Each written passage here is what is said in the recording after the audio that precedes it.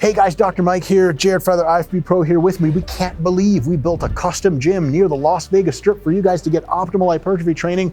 Are the machines black? Are they white? Or like Michael Jackson, somewhere in between? Come find out. Strip Barbell, we're doing a push workout. Let's train.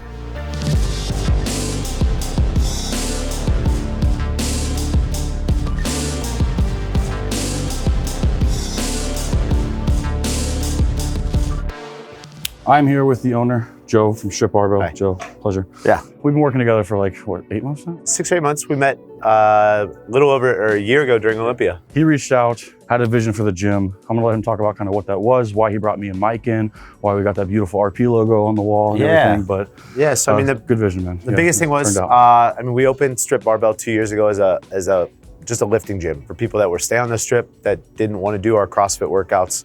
Had great success, great aesthetic, amazing room, and then we started getting a lot more members that were signing up and then quickly leaving, and a lot of it was just the lack of equipment, a lot of equipment in the space. So me not really being in that space, more of the functional side, more just like I said, just the dumbbells, barbells, a little bit of cables. When I walked through Ursa, it's obviously super overwhelming. I mean, you got 10 top brands, then you have all the brands underneath it that just like pull it all under and put white labels on everything. That was kind of the reason. So Ursa is a huge conference that comes out to Vegas yearly. And they basically put on a, Dr. Mike, everybody. Sled pushes. they put on a huge convention so that all these equipment manufacturers from around the world can come in. And I believe that's kind of why you went there. Yeah. And like you said, it was overwhelming. And you're like, all right, RP knows equipment. Yeah. I saw all these equipment manufacturers. What do they think's the best? Yeah. And that's kind of why we came in. Yeah, and it was a great opportunity. I mean, again, trying to sit down and digest and learn about all the pieces and all the range of motion and all the mechanics and the arms and everything like that. I was like, hey, who can come in? I mean, who can tell a story and give the whys to what we picked and the reasoning to that. Yep. One more.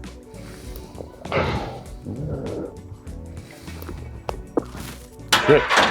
The biggest thing that I said is that obviously I just needed that I didn't want it to turn out like a junk drawer. Like I said, we finally decided that we weren't going to go one brand, and I was a little nervous about that. Yeah. But then we turned around and we were able to curate the color scheme and kind of the overall aesthetic of what we had initially in the smaller space, and being able to carry that through the entire gym space.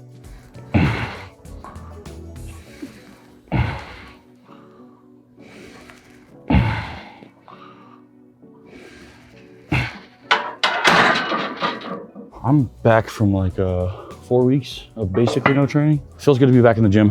It's exciting, especially being in one that we got to help curate with all this beautiful Atlantis and Prime equipment. So we'll probably chat about some of these pieces and let you guys know why we like them, because I think they're probably 2 of the 3 top manufacturers in this industry, and they're beautiful pieces of equipment. So the way we kind of curated the gym and the equipment selection was me and Mike made our separate list to see kind of like what the overlap was. And of course, they're making their lists. Checking it. They're checking them thrice. Yeah. At least thrice is with Joe. The first exercise we both put on our list was the Atlantis hack squat. So probably the best hack squat we've ever used. This is the 2nd generation model, I believe, with the pad that goes forward. So it's like a hack squat and kind of a leg press all in one. It's an amazing piece of equipment. Probably the smoothest hack squat out there at the moment. I've used, got a variety, probably like 20 different hack squats from different manufacturers, and this has always been my favorite. And you just don't need a lot of weight either. Yeah, it's really nice. So, Mike, what do you like about this bad boy? Well, I gotta go do skull crushers now. No, I do. No, you do. No, I'm up. We'll go over there and I'll finish. Yeah. You want to finish? Oh my God. Okay. All right, I'll do my skull crusher set, guys. The Atlantis hack squat is incredibly smooth. It's actually a pretty heavy machine. You don't need a ton of weight. Amazingly sticky platform, so your feet never slip. And you can go wide, you can go narrow, you can go up, you can go down. Man, it's really a fucking marron. Fucking beautiful.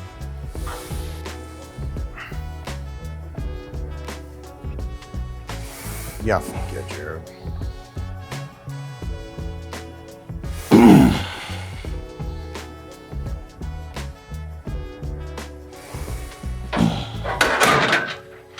So we are now in the arm section of the gym. Obviously, you saw the size of the gym. It's not huge, but it's a good 12K, 10K square feet, something like that. Ton of Atlantis and Prime bicep and lateral delt machines. just as I spoke about the Atlantis hack squat, the number 2 piece of equipment on mine and Mike's curated list was the Atlantis lateral raise. I believe this is the same model Mike has in his gym. We love it. This one and the New Tech one are both beautiful pieces of equipment, very similar force curves. Atlantis is such a smooth equipment manufacturing company, just the way everything is built, 0 joint stress. This lateral raise machine, the platform raises. Medium king here, of course.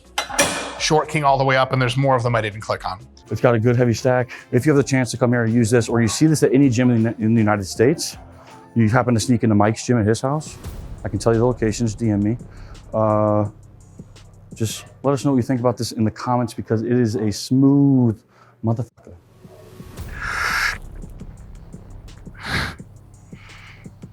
Nice.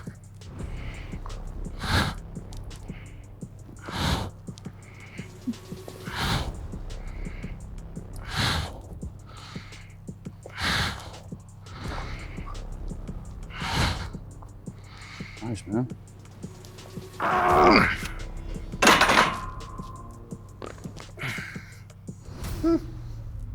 He's so short.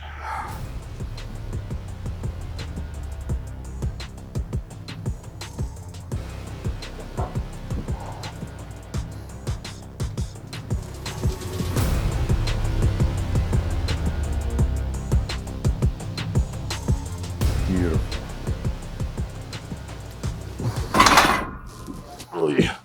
You have 2 prime pieces, incline chest press and regular flat chest press. Prime is an unreal equipment company. These pieces have a lot going for them. One of the big things, the big thing, is that you can selectorize the cam to put more tension at the bottom of the movement, middle of the movement, or at the top of the movement. If you're a powerlifter, you need help with lockouts, top of the movement. If you want hypertrophy, bottom of the movement. And just for everyday regular fitness, middle of the movement is totally fine. Amazing force curve, but that's not the only benefit. These machines let you get an awesome deep stretch because they have a foot unloader. You press down on the foot unloader, pushes the machine weight forward, allows you to get the handles in your hands. You take your feet off, and then it's a deep stretch. Otherwise, you have to get into the machine with other machines that don't have a foot unloader, and it's a really, really bad time. The seat is super adjustable, so if you're a long torsoed king, such as myself, or a short torsoed queen, such as a girl that we can pretend into existence that has a short torso, you're set on these machines. They have horizontal grips, they have vertical grips, some of the best pressing machines in the entire world. 2 of them are right here at Strip Barbell. One thing he didn't mention is that 3 is completely loaded eccentric. Not a lot is going on at the top. So they also have settings in the middle, 4 and 2. One of those is where it's much harder on the eccentric, but you're still getting a lot of peak contraction. So I never tell anybody to rule that out. I still kind of go for range of motion, forceful in that concentric phase. So 4, it's 4-2, gives you the ability to have the most load in that eccentric phase, the deep stretch phase, but it doesn't take off all the weight when you go into the concentric. Because sometimes 3 is a little light for some of these machines. Some of the presses specifically. So you go it's super deep, it gets hard as shit, and you get about here and it just goes, because there's not a lot going on. So you put it on 4 or 2, it's kind of okay, super hard, and you're oh, force, okay, that's easy. And then it gets harder as you go down. So it's more of a kind of not even, because that's number 2, but more of a emphasized in the deep eccentric with still some concentric action, which is how I like to train anyway. So it has a setting for everybody, beautiful machines. Come give them a try. Prime is amazing. It's cool always being able to see people of different training styles, modalities. Yeah. Even when I opened it with just people doing high rocks in the back and burpees and kipping pull-ups, and then you walk out front and people are doing bodybuilding, and then obviously to be able to layer that up with even the Olympia and be able to have people like Chris Bumstead and Thor and a bunch of other people come through the space and be able to work out is really cool. Yeah, we appreciate it, man. The RP logo is a cool little touch. Yeah. Didn't have to do it, but he did. No, I'm always in the, hey, if I talk with my coaches or if I talk with anybody like that, if you're to bring your parent or you're to bring somebody and it makes you smile, that's the type of experience I want to make. I love it, yeah. That was when I sent it over. That was the second draft. The first one didn't look good. It wasn't as big, wasn't as overwhelming. It was more of a 8x10 picture frame that had the RP logo. Not that size, but definitely not that. But I mean, we scrapped it and I was like, all right, let's do it. And guys, working with Joe over the last 7 to 8 months, he is so attentive to detail, from an accent wall color to this cool, what do you call that? What's this stuff? Just a stone wall, I guess. Yeah. Yeah. Like, I don't know. Everything he was saying, I was like, he's like, what do you think about this wall being this color or this color? I'm like, yeah, for sure. Yeah, it's great. Yeah. But it's so attentive to detail. The place is super clean, as you see. The powder coat's beautiful, super fresh. Yeah. So again, come to Vegas, come to Strip Barbell, come meet Joe, come see us in your training. Yeah. Use the podcast studio. Yeah. Thank you guys so much. I appreciate it. No, we appreciate you too, man. It's been a great, great and like I said, me and Mike will walk around. We'll talk about some of these pieces of equipment, why we chose them through the rest of the video. But we appreciate the opportunity, man. Yeah, awesome. It's been fun. So all in all, we have about 6 to 8 pieces of leg equipment, not including the booty builder stuff, which is also in this gym. Really good stuff for building glutes. So we didn't really have to curate anything for glute training. We have 4 to 6 pressing pieces. We have the Smith machines, obviously. There's 8 pieces of equipment for arms and hamstring curl, leg extension combo from Prime is amazing. We have some back stuff.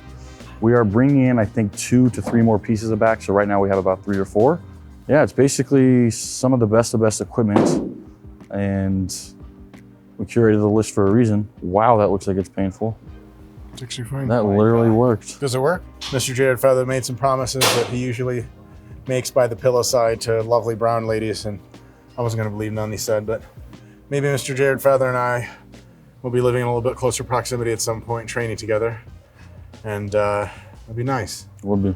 It'd be nice. Guys, honestly, vibes-wise, get together with somebody you love and train really hard. Train smart, progress steadily, patiently, and eventually, you know what I'm saying? You can have one friend extra. And that's one friend enough. See you guys next time. See you next time. See you next time.